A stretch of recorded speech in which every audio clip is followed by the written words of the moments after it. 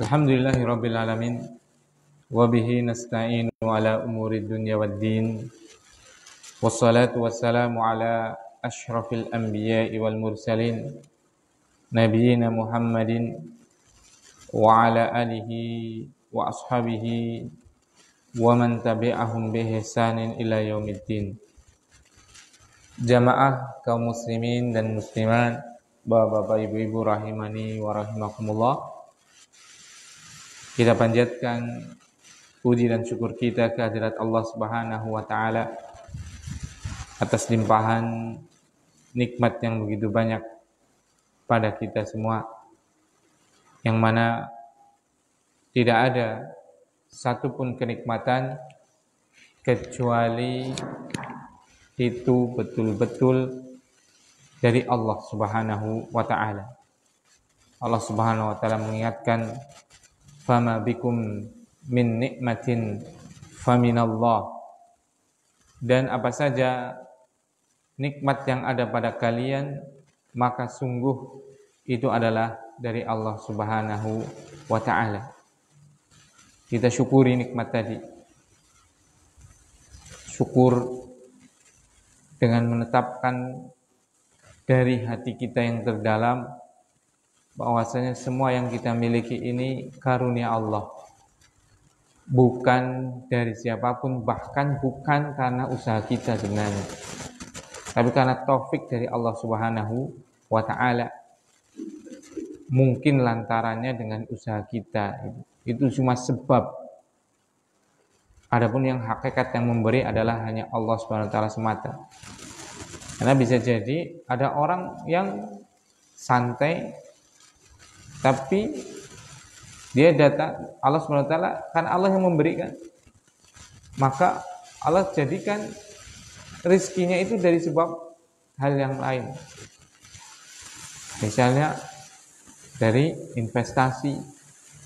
Sekarang zamannya orang berinvestasi yang halal, atau dalam istilah syar'i adalah mudharabah, bekerja sama gitu kan. Yang satu memberikan investasi, yang satu mengelola. Bisa jadi seperti itu. Atau yang lainnya dari arah yang tidak pernah disangka. Barakallahu fikum. Itu yang pertama, harus kita akui bahwasanya nikmat ini semuanya dari Allah. Betul-betul harus kita mengulang-ulangnya, walaupun kita sudah tahu. Namun selalu kita berusaha untuk menancapkan lagi, sehingga kita pandai bersyukur, sehingga kita tidak sombong tatkala Allah limpahkan bagi kita nikmat. Wujud syukur dengan apa? Yang kedua, membasahi lisan kita dengan pujian-pujian kepada Allah. Dan tidak kalah pentingnya wujud syukur yang ketiga adalah dengan menggunakan nikmat tadi untuk perkara-perkara yang diridhai oleh Allah Subhanahu wa ta'ala. Allah titipkan bagi kita kendaraan, gunakan kendaraan itu untuk hal-hal yang diridhai oleh Allah. Allah titipkan bagi kita kesehatan, gunakan kesehatan itu untuk hal-hal yang diridhai oleh Allah. Allah titipkan kepada kita mata, Allah titipkan bagi kita lisan, Allah titipkan bagi kita semua yang kita butuhkan di dunia ini. Maka wujud syukurnya adalah menggunakan titipan-titipan tadi untuk hal yang diridhai oleh Allah, karena itu milik Allah. Seperti itu. Nah, kemudian salawat dan salam semoga tercurahkan kepada Nabi kita yang mulia Muhammad sallallahu alaihi wasallam, pada sahabatnya, pada keluarganya tentunya, dan juga semoga terhadap seluruh kaum muslimin dan muslimat yang senantiasa berpegang teguh dengan ajaran beliau sallallahu alaihi wasallam. Kita lanjutkan membaca sebuah kitab yang ditulis oleh Al-Imam An-Nawawi rahimahullah ta'ala dan disyarah atau dijelaskan oleh Al-Imam Muhammad ibn Shalih Al-Utsaimin rahimahullahu ta'ala, yaitu kitab Riyadhus Shalihin min kalami Sayyidil Mursalin, sampai pada kita bab mujahadah. Bab apa? Mujahadah. yaitu mencurahkan al-juhd, mencurahkan seluruh potensi kita untuk melakukan hal yang bermanfaat bagi diri kita atau hal yang bermanfaat bagi orang lain. Sampai kita pada hadis yang ke-8 dari bab ini, atau hadis yang ke-102 dari awal bab, dari awal kitab. Bismillahirrahmanirrahim. Qala al-mu'allif rahimahullahu taala.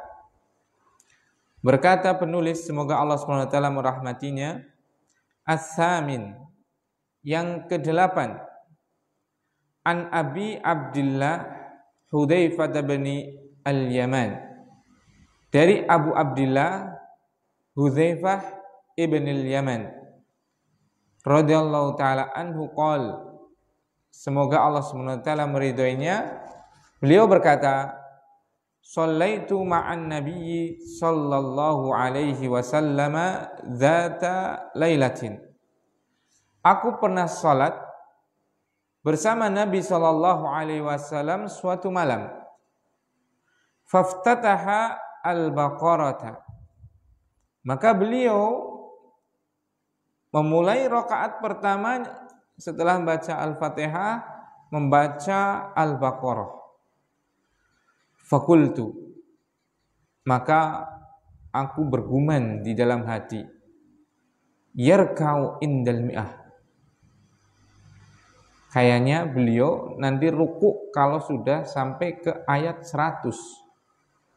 Summa madha, ternyata sudah ayat yang ke-100, beliau masih melanjutkan. Fakultu, maka aku berkata, Hudzaifah, yusolli biha fi raq'atin, dia bergumam dalam hatinya, sembahyang malah kayak gini ya Pak ya. Nanti kita ada penjelasannya. Barakallahu fiik. Sepertinya beliau akan menyelesaikan surat Al-Baqarah dalam rakaat ini. Famadha, ternyata setelah selesai Al-Baqarah, madha, beliau masih melanjutkan lagi. Fakultu, maka dia mengatakan, yarka'u biha, mungkin ini sudah ini. Summa iftatahan nisa'a faqra'aha, kemudian beliau sallallahu alaihi wasallam melanjutkan dengan membaca surat An-Nisa dan membacanya. Summa iftataha ala Imran faqra'aha, Masya Allah. Kemudian beliau, subhanallah, ya, membaca surat Ali Imran, yaqra'u mutarassilan, beliau membaca dengan tartil, dengan pelan-pelan, bukan yang ngebut-ngebut. Idza marra bi ayatin fiha tasbihun sabbaha, kalau beliau membaca kemudian melewati ayat yang di situ ada tasbih, memuji Allah, fasabbaha, maka beliau bertasbih. Wa idza marra bi su'alin sa'ala, kalau melewati ayat yang ada permintaan, maka beliau meminta. Wa idza marra bi ta'awudin ta'awadza, kalau beliau melewati ayat yang ada isinya perlindungan dari azab dan yang lainnya, beliau ta'awud, memohon perlindungan. Summa raka'a faja'ala yaqul subhana rabbiyal azim, kemudian beliau ruku dan memulai membaca subhana rabbiyal azim. Fakana ruku'uhu nahwan min qiyamihi, dan rukuknya beliau sama dengan berdirinya tadi. Masya Allah. Tsumma qala, kemudian beliau mengucapkan sami Allahu liman hamidah. Sami Allahu liman hamidah. Semoga Allah mendengar semua orang yang memujinya. Rabbana lakal hamdu, wahai Rabb kami, hanya milikmu lah segala pujian. I'tidal berarti kan setelah ruku. Tsumma qama qiyaman tawilan qariban mimma raka'a. Kemudian dia berdiri dengan diri yang panjang, i'tidalnya panjang, yang seukuran dengan lama rukuknya tadi. Masya Allah. Tsumma sajada. Kemudian baru beliau sujud. Faqal, dan beliau berkata, Subhana rabbiyal a'la. Membaca doa Subhana rabbiyal a'la. Maha suci Tuhanku yang maha tinggi. Fakana sujuduhu qariban min qiyamihi. Dan sujudnya ini, lama sujudnya ini kira-kira sama dengan i'tidalnya tadi. Masya Allah. Hadis ini diriwayatkan oleh Imam Muslim dan yang lainnya. Nah, bismillah. Nah, hadis yang ke-8 yang dibawakan oleh Imam An-Nawawi rahimahullah ta'ala dalam bab Al-Mujahadah, bersungguh-sungguh mencurahkan seluruh potensi untuk berbuat baik, baik untuk dirinya atau untuk orang lain. Diriwayatkan dari Abi Abdillah Hudzaifah ibn al-Yaman. Ada namanya sahabat, yakni Hudzaifah ibn al-Yaman. Beliau itu punya kedudukan spesial di sisi Nabi sallallahu alaihi wasallam, sahibus sir. Beliau adalah sahabat yang menyimpan rahasia-rahasia Nabi sallallahu alaihi wasallam. Orang yang sangat amanah. Sehingga banyak rahasia-rahasia yang beliau titipkan pada Hudzaifah ibn al-Yaman radhiyallahu taala anhu. Dia berkata, saya pernah sholat bersama Nabi sallallahu alaihi wasallam pada suatu malam. Nah, jadi suatu malam beliau sholat bersama Rasulullah SAW, berarti sholat jamaah. Jadi sholat malam itu hukum asalnya itu sendirian. Kecuali kalau bulan Ramadan, maka Rasulullah SAW memerintahkan untuk berjamaah sholat malamnya, yang diistilah dengan sholat tarawih. Rasulullah SAW bersabda memerintahkan apa? Man qama ramadhana imanan wa ihtisaban ghufira lahu ma taqaddama min dzambi. Siapa saja yang berdiri untuk sholat malam pada bulan Ramadan, dia diampuni dosa-dosanya yang telah lalu. Di riwayat yang lain, mal imami hatta yansarifa, bersama imam sampai selesai. Bersama imam berarti sholat berjamaah. Barakallahu fikum. Namun di malam-malam biasa, di luar bulan Ramadan, petunjuk beliau sallallahu alaihi wasallam adalah sholat sendiri. Tetapi nggak apa-apa, sesekali kita berjamaah. Sebagaimana apa? Hadis ini, Rasulullah SAW sholat bersama apa? Hudzaifah bin Yaman. Nanti beliau, hadis yang ke-9 atau hadis yang 103 itu nanti setelahnya, beliau sholat malam bersama Abdullah ibn Mas'ud. Nah, seperti itu. Jadi nggak apa-apa. Tapi itu hanya sesekali. Masya Allah ya. Itulah keadaan para anbiya ini buat pengingat saya pribadi. Kemudian pada jamaah dan seluruh kaum muslimin, Masya Allah. Jadi sholat malam itu adalah kebiasaan para anbiya, para nabi, wassalihin, dan orang-orang saleh. Bahkan para salafus saleh, orang-orang terdahulu yang saleh, itu menganggap sebuah aib kalau orang itu nggak sholat malam. Wallahi, ini yang pertama buat nasihat saya pribadi seperti itu. Semoga Allah SWT memberikan taufiknya pada kita agar kita bisa apa? Melakukan qiyamul lail, melakukan sholat malam, walaupun hanya apa? Satu rakaat, yaitu witir seperti itu. Syukur bisa 3 rakaat atau 5 rakaat atau 11 rakaat seperti itu. Barakallahu fiik.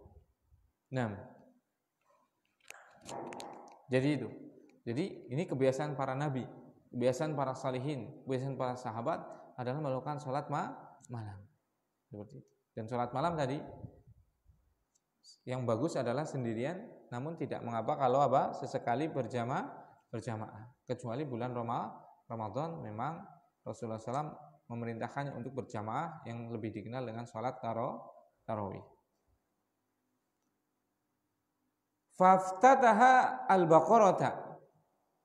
Kemudian beliau sallallahu alaihi wasallam setelah baca Al-Fatihah, beliau memulai dengan baca surat Al-Baqarah. Masya Allah. Demi Allah, kalau di sini dipraktekkan surat Al-Baqarah blegidik kayaknya langsung. Balik kabeh. Bubar. Seperti itu. Surat Al-Baqarah. Wong kadang esi nganggo sabihisma be watuk lho.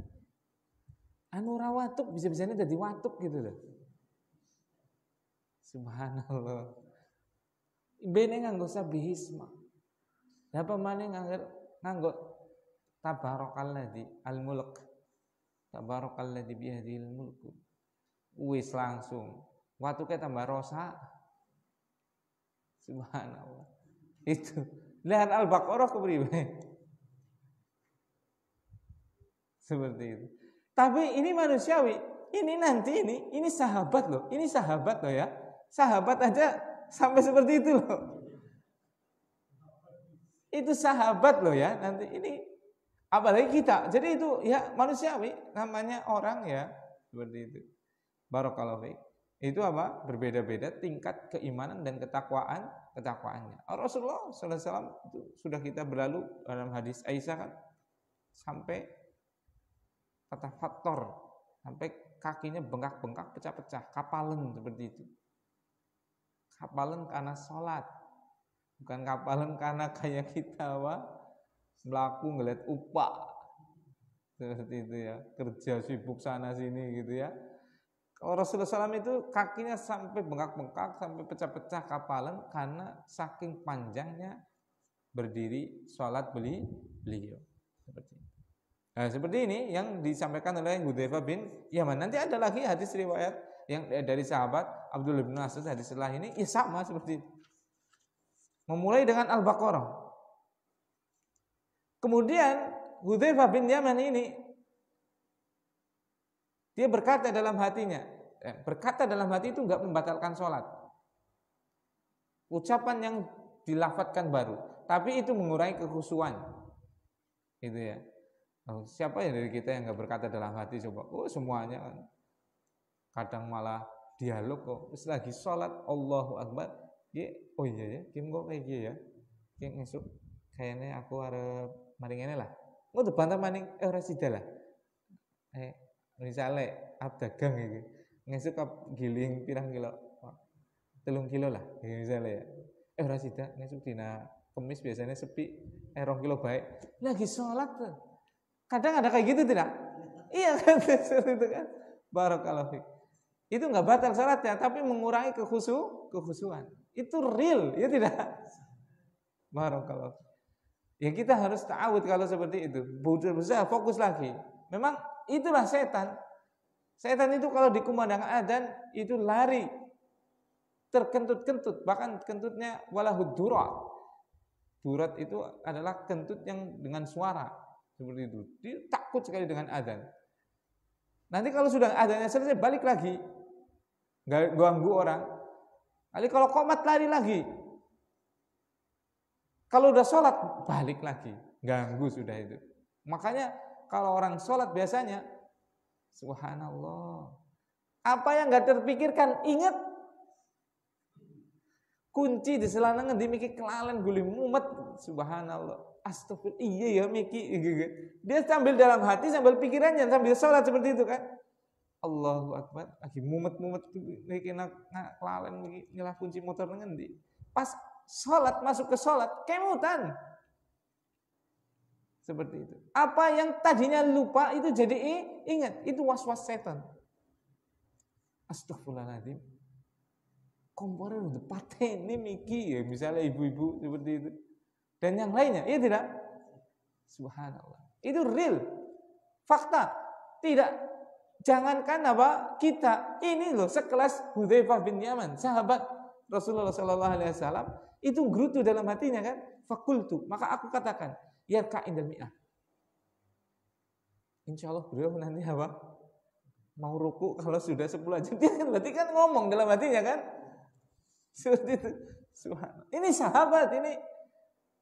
Apalagi kita gitu kan. Makanya barakallahu fikum. Dalam hadis diriwayatkan lain itu kalau kita imamin itu hendaknya kita melihat keadaan makmum. Maka yang bagus ya kita lihat keadaan. Kalau kita ngimamin kayak sahabat seperti ini baca Al-Baqarah, baca aja masih nggak apa-apa. Itu pun sahabat aja belum tentu kuat ini kan. Masih kuat sih masih, tapi ada sedikit gerutu gitu kan. Nah kalau jenengan ngimamin di masjid umum, bukan pondok, bukan santri,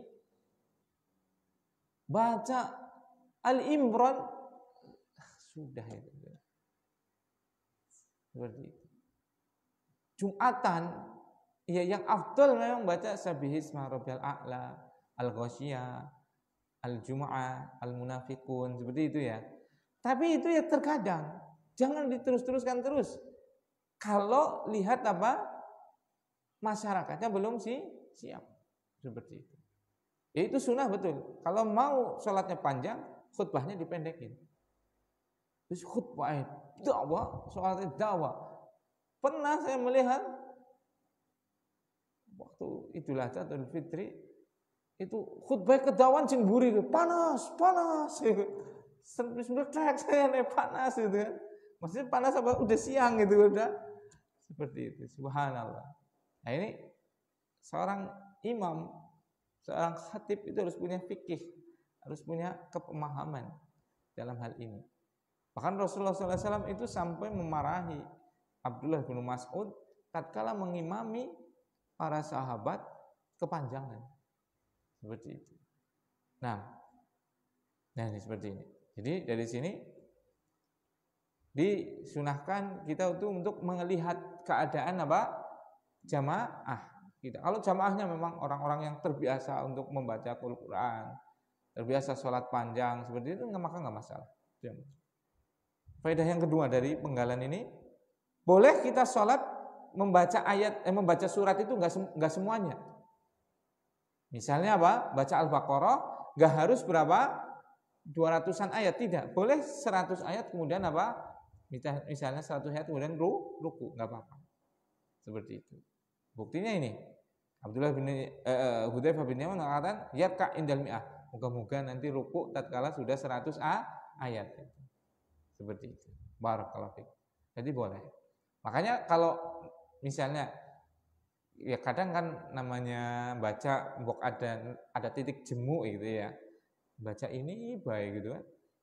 Kulhu ya Al-Kafirun, kulhu Al-Kafirun, mbok ada jemu. Ya enggak apa-apa baca Al-Baqarah, baca Al-Imran, tapi mungkin 3 ayat atau 5 ayat seperti itu enggak apa-apa.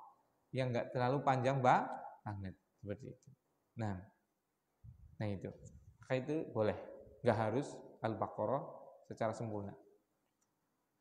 Sumamado, ternyata beliau sudah 100 ayat, barakallahu fiik, itu melanjutkan sholatnya. Maksudnya masih melanjutkan bacaannya.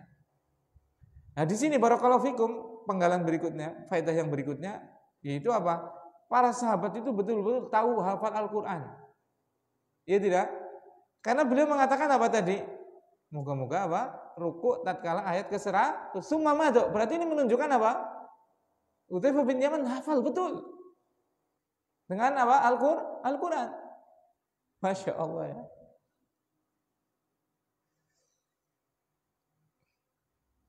Kalau ditanya berapa surat yang ada dalam dadamu gitu, aduh, minder gitu kan. Jangan minder sama makhluk, minder sama Allah Subhanahu wa ta'ala, malu sama Allah. Ini firman-Mu ya Allah. Ini firman zat yang memberikan pada kita tadi seluruh kenikmatan. Masa Metallica apal, Guns N' Roses apal, Linkin Park apal, album-albumnya sana apa mana didiken pot, rolas album apa pitulas album apal kabeh, ratusan lagu, subhanallah ya. Sampai kan ada kuis tebak lagu itu kan, dulu itu kan tebak judul lagu itu kan, hafal gitu loh. Melanjutkan bisa itu loh. Coba dirubah kuisnya. Tebak surat sambung ayat, itu kan? Iya kan? Harusnya kayak gitu ya. Atau memang diprogram untuk merusak kaum muslimin programnya itu. Bisa jadi, itu tidak. Dan Masya Allah lah, subhanallah, itu orang awam itu. Apa? Saya nggak terlalu paham ya, nggak terlalu paham lagu soalnya. Cuma tahu lagu dulu itu yang belum tahu masih kecil. Memori daun pisang. Lanjutin Pak Saudara. Lanjutin Pak Saudara. Dari Pak Saudara. Hafal alhamdulillah. Iya kan? Subhanallah. Kaum muslimin sekarang suruh nebak lagu. Ya, mudah sekali. Apalagi anak muda sekarang. Band yang begitu banyak dan masing-masing band itu apa? Albumnya banyak, dari album itu banyak apa? Lagunya. Suruh nebak bisa. Tapi coba sekarang ini serius ini. Coba bacakan Al-Quran. Surat apa itu? Gak paham. Sambung ayatnya, gak paham. Ini betul-betul musibah. Ini betul-betul apa? Musibah. Maka barakallahu fikum, jangan heran, jangan pernah menyalahkan siapapun kecuali menyalahkan diri kita. Kalau keadaan kaum muslimin seperti sekarang, lihat pahal angel, ya kan? Wis oleh pahal orang mencukupi, ya tidak? Karena apa? Tidak ada keberkahan dalam hidupnya atau keberkahannya dikurangi. Kalau dicabut ya habis berkah, berarti mati kita, iya kan? Keberkahannya dikurangi. Itu loh. Yang memberikan rezeki siapa? Allah. Yang memberikan seluruh nikmat siapa? Allah. Firman-Nya enggak dihafal, ayatnya enggak dihafal, malah menghafalkan sesuatu yang tidak ada manfaatnya. Ya pantas kehidupannya apa? Galau, ma'isyatan dongka, kehidupan yang sesak, sempit. Itu betul itu. Dan itu sudah ada di dalam ayat. Seperti itu. Ini para sahabat radhiyallahu taala anhum ajma'in. Hafal Al-Qur'an. Rasulullah SAW kayaknya ini mau apa? Rukuk nanti pada ayat yang ke-100. Ternyata dilanjutkan. Berarti menunjukkan apa? Beliau hafal Al-Qur'an. Nah, barakallahu fiik. Dan memprihatinkan sekali. Ini nasihat buat saya pribadi. Kemudian kepada kaum muslimin sekalian. Ini betul-betul memprihatinkan. Generasi muslim tidak tahu dengan kitabnya. Jangankan punya hafalan, jangankan tahu tafsirnya, jangankan tahu sababun nuzul, sebab turunnya ayat tersebut, sebab turunnya firman tersebut. Baca Al-Quran aja tidak pernah bahkan terbata-bata. Barakallahu fikum. Ya kaum muslimin, barakallahu fikum. Balik. Irji'u ila dinikum. Kembalilah kepada agama kalian. Kita sudah terlalu jauh meninggalkan ajaran agama kita. Jauh sekali. Jauh sejauh-jauhnya. Masih diberi kenikmatan seperti ini, sudah terlalu sayang Allah pada kita itu. Saking sayangnya Allah itu, terlalu sayangnya Allah pada kita. Kita sudah terlalu jauhnya enggak umum. Barakallahu fikum. Nah, faqultu tsumma madha, kemudian beliau melanjutkan apa? Bacaannya. Yusalli biha fi raqatin. Beliau apa? Salat dengan dalam rakaat yang tadi masih rakaat pertama itu dengan surat Al-Baqarah tadi. Famadha, terus faqultu yarka'u biha. Kayaknya beliau ini mau apa? Ruku dengan apa? Menghatamkan surat Al-Baqarah. Ternyata apa? Summaftadahan nisaa faqra'a. Ya Allah, wis rambung Al-Baqarah wis pegel. Ternyata Rasulullah SAW apa? Melanjutkan dengan membaca surat An-Nisa. Seperti itu. Bayangkan itu. Salatnya Rasul sallallahu alaihi wasallam, salat sunahnya ini, tahajudnya ini Mujahadahnya bagaimana ini, ya kan? Kesungguhannya untuk memperbaiki diri. Padahal beliau sallallahu alaihi wasallam ghufira lahu ma taqaddama min dzambi. Manusia yang sudah diampuni dosanya yang telah berlalu dan yang akan datang. Wa huwa ma'sum, dan dia dijaga dari kesalahan. Subhanallah. Itu sholatnya seperti ini. Berarti kita harusnya lebih gitu, harusnya. Malah kita jauh sekali dari petunjuknya. Masih mengaku umatnya Rasul sallallahu alaihi wasallam. Ya, bagus sih mengaku, tapi apa enggak malu pengakuan tanpa mengikuti, iya kan?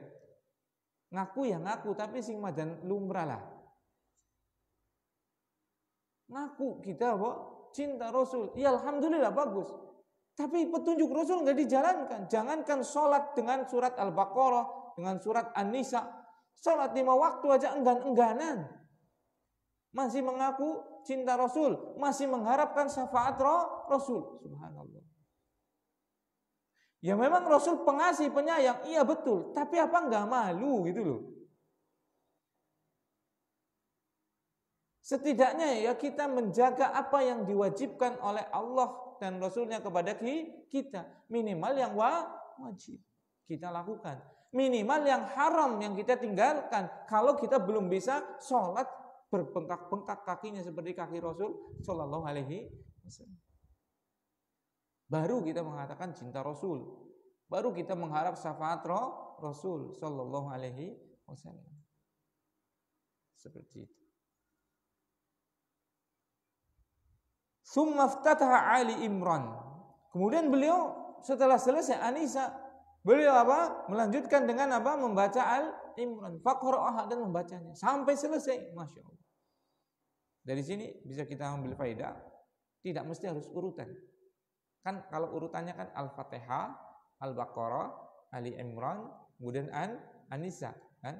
Tapi di sini beliau Al-Fatihah, Al-Baqarah, Ali Imran, An-Nisa, kemudian Al-Imran. Begitu.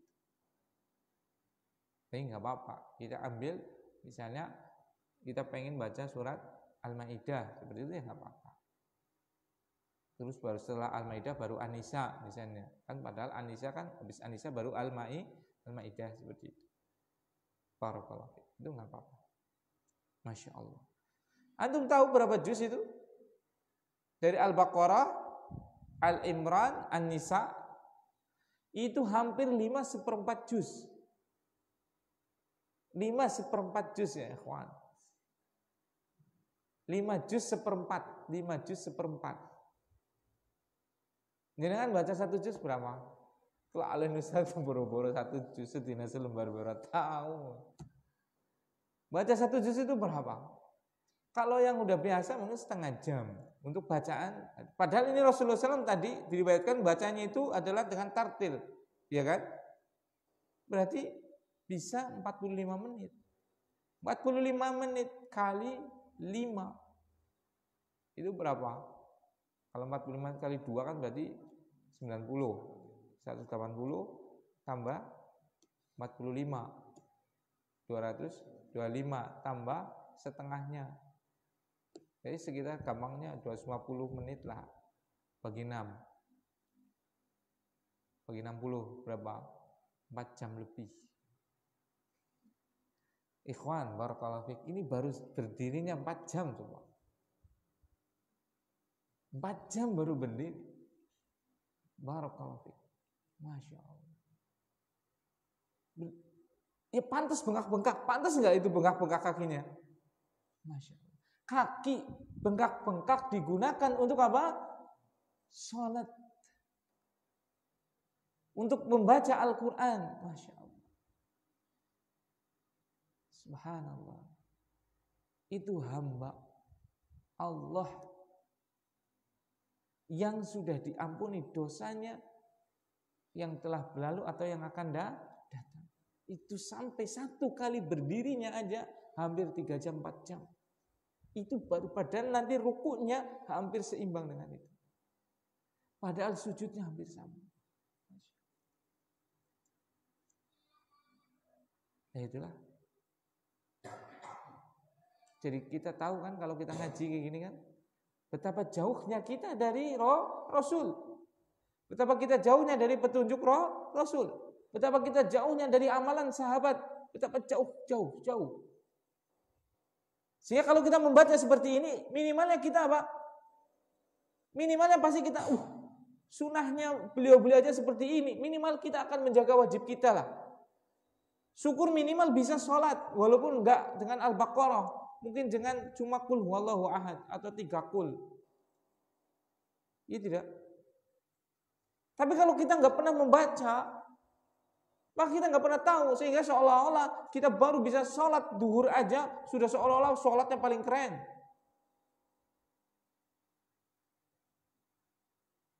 Barakallahu fikum. Masyaallah. Yaqra'u mutarassilan. Beliau membaca dengan tarassul, dengan tartil.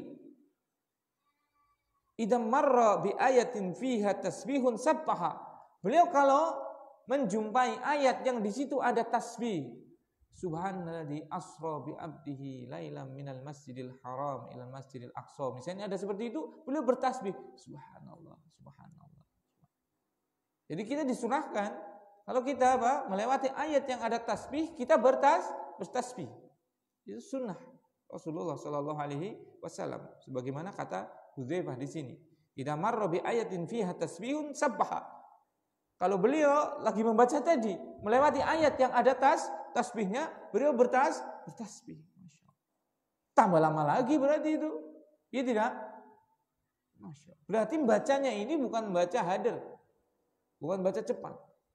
Nah sekarang, ya Allah ya Rabbi, ini betul-betul saya mengingatkan pada diri saya. Kemudian berat kaum muslimin sekalian, coba perhatikan sholat kita. Tarawih itu jangan main-main itu. Sebagian orang tarawih buat kebut-kebutan.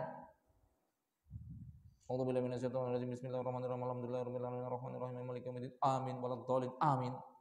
Apa-apaan itu? Itu sholat petunjuk siapa itu? Siapa yang mengajarkan seperti itu? Enggak ada. Rasul SAW mengajarkan para sahabat sholat seperti itu, enggak ada. Kalau memang mau memperpendek rakaatnya karena capek dan yang lainnya, baca surat pendek.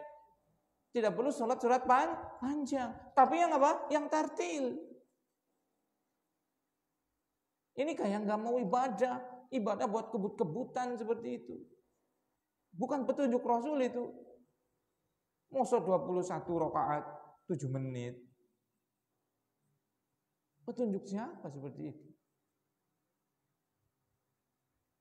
20 rakaat ya setengah jam seperti itu.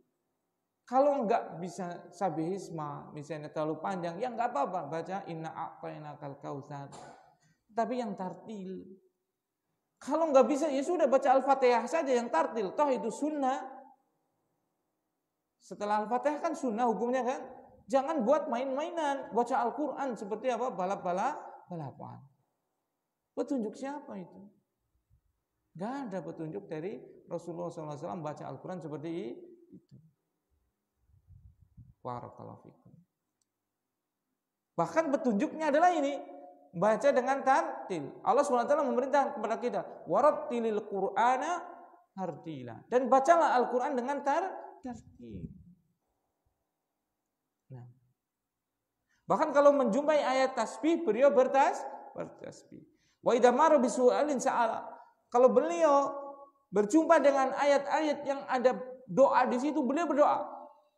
Misalnya beliau melewati tentang ayat-ayat yang menceritakan tentang surga, menceritakan tentang hamba-hamba yang diridhoi oleh Allah, menceritakan tentang hamba-hamba yang dikasih nikmat dunia dan akhirat. Beliau meminta, Allahumma ij'alna minhum. Allahumma ij'alna minhum, ya Allah jadikan kami termasuk dari mereka. Misalnya ada cerita tentang ayat bercerita tentang surga, beliau berdoa, Allahumma adkhilna al-jannata. Ya Allah masukkanlah kami ke surga. Ini betul-betul menghayati. Kita ngomong dengan makhluk, dengan sesama manusia. Misalnya ngomong, kapan dibawa? Tusuk apa sih? Itu aja dianggap sebagai apa? hal yang tidak sopan. Ya tidak? Ngomong karo wong cepet banget seperti itu enggak sopan. Nah, ini kita sedang bermunajat, kita sedang berdoa, kita sedang berzikir, kita sedang menyebut nama Allah, bisa-bisa nih balapan. Itu ya Allah ya Rabbi. Apa enggak malu dengan Allah itu loh? Rasa malunya di mana? Kita malu ngomong dengan orang, apalagi dengan orang yang punya kedudukan. Ngomong dengan tadi ngebut-ngebutan seperti itu, ngomongnya banter itu kita malu. Kita ngomong dengan presiden dengan tertata, dengan rapi, jelas intonasinya gitu kan. Tersusun kata-katanya. Nah, sekarang kita sedang berdoa kepada Allah. Subhanallah, enggak diperhatikan makhrajnya, tempat keluar hurufnya. Enggak diperhatikan apa? Tajwidnya, enggak tahu itu adalah idgham atau ikhfa atau iqlab dan yang lainnya. Subhanallah. Malulah kepada Allah Subhanahu wa taala. Kita malu kepada makhluk tapi enggak malu kepada Tuhannya para makhluk. Apa itu iman? Atau pura-pura iman? Barakallahu fikum. Nah, jadi beliau kalau melewati ayat yang ada tasbih, beliau bertasbih. Kalau melewati ayat yang di situ ada doa, beliau berdoa. Kalau melewati ayat yang ada di situ ta'awud, berlindung, maka beliau berlindung. Misalnya apa? Melewati ayat-ayat tentang orang-orang yang durhaka, orang-orang yang kafir, orang yang membangkang. Melewati tentang apa? Neraka. Beliau ta'awud. Allahumma ba'idna minan nar. Ya Allah, jauhkanlah kami dari neraka. Seperti itu. Barakallahu fikum.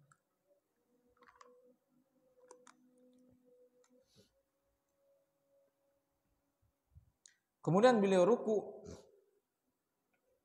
dan apa? Memulai dengan membaca Subhana Rabbiyal Azim atau doa-doa yang lain, Subuhun Kudusun Rabbul Malaikati Warruh atau yang lainnya. Nah,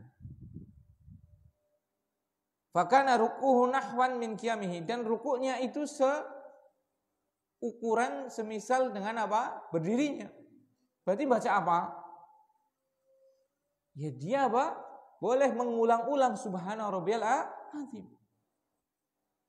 Makanya enggak mungkin dia akan tahan untuk mengucapkan Subhana Rabbiyal Azim kecuali kalau dia mentadaburi. Subhana Rabbi. Kita kan sedang memuji Allah kan.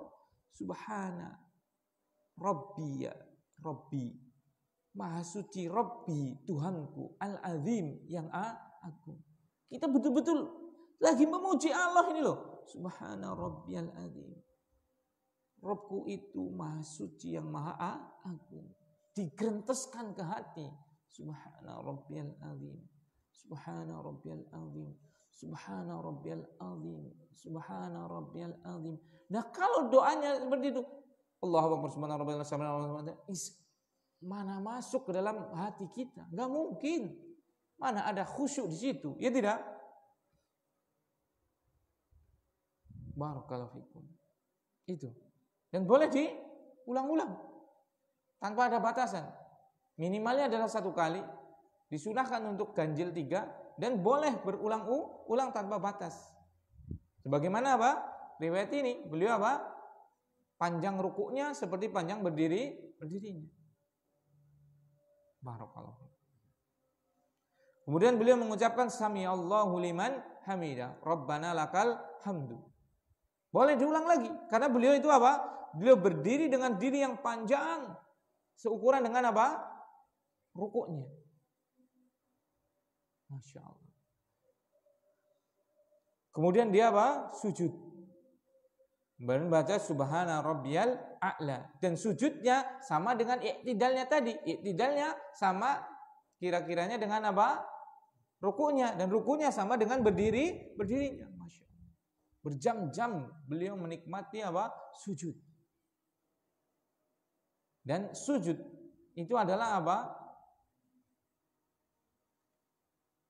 Keadaan yang paling dekat antara seorang hamba dengan Rabb-nya. Dalam hadis Rasulullah SAW bersabda, sungguh keadaan yang paling dekat antara seorang hamba dengan Robnya fahuwa sajidun, adalah tatkala dia sujud. Faksiru minat doa, maka perbanyaklah berdoa dalam sujud tadi. Kalau kita melakukan seperti itu, Masya Allah, itu dekat kita dengan Allah Subhanahu wa ta'ala. Nah, namun perlu diperhatikan ini ya, karena kadang ada yang salah paham itu kan. Tadi kan keadaan yang paling dekat antara seorang hamba dengan Robnya adalah tatkala sujud. Faksiru ad-du'a, maka perbanyaklah berdoa di situ.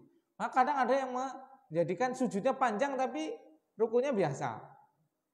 Bahkan ada yang sujud terakhirnya panjang, rukunya biasa. Ini tidak.